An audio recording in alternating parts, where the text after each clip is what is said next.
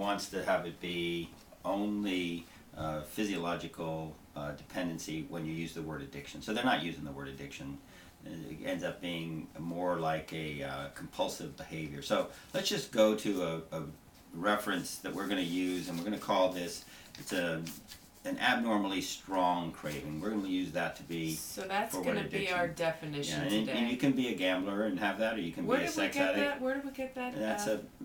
That came from an amalgam of all the different places, but this particular one was out of a Wikipedia piece along with some other ones. But it seemed to be the simplest one that we can use as a reference. So the definition of sex addiction, or definition of an addiction, is an unusually strong craving. So we're just using that because people can be addicted to shopping and everything else. So we got a big, broad category here. But to break it down, people don't get pulled over for shopping too much, no, or go to jail for but they lose their houses. They lose their houses. They do all kinds of things. So, but we're going to keep shopping addiction for another show. We need to do a show on that. I might be on that right show now, as a star. Yeah, well, that's a different story. Right now, we can be either psychologically addicted or physiologically addicted. So the lines in between there can be also pretty blurred. So most people believe that we're talking about a psychological addiction, which will basically ruin their life. Well, they say that according to Patrick Carnes, a proponent of the idea of sexual addiction, proposes, he breaks it out like this. Number one, a recurrent failure or pattern to resist impulses to engage in extreme acts of lewd sex. Number two, frequently engaging in those behaviors to a greater extent over a longer period of time than intended. Mm-hmm. Number three, persistent desire or unsuccessful efforts to stop, reduce, or control those behaviors. Number four, inordinate amount of time spent in obtaining sex, being sexual, or recovering from sexual experience. Number five, I'm going to read 10 here. So if you're just tuning in, we're going down the list of some things to look for to see if you might be at risk here. Number five, preoccupation with the behavior or preparatory activities.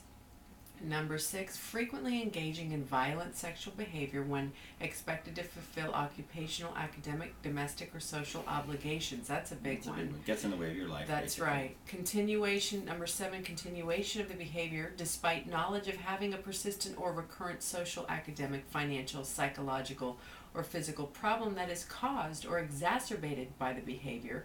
Number eight, need to increase the intensity, frequency, number, or risk of behaviors to achieve the desired effect, or diminished effect with continued behaviors at the same level of intensity, frequency, number, or risk. Number nine, giving up or limiting social, occupational, or recreational activities because of the behavior, right? And number 10, resorting to distress, anxiety, restlessness, or violence if unable to engage in the behavior at times relating to sexual disorder, to this sexual disorder. And all of that boils down to, and that's an incredibly good list, boils down to an abnormally strong craving that you can't resist and that you don't resist. That you don't resist. Yeah. Can't resist, don't resist. And it gets in the way of life. So folks, those and of you relationship, which is what we're talking about. That's right. Serious conversation here. If you're just tuning in, you're listening to The Power of Wham. Your host, Maryanne Comaroto. And David Reynolds. Yeah, we're exploring who's at risk for sex addiction. What is sex addiction? And we've got a lot of your questions. We're going to be getting to those this hour.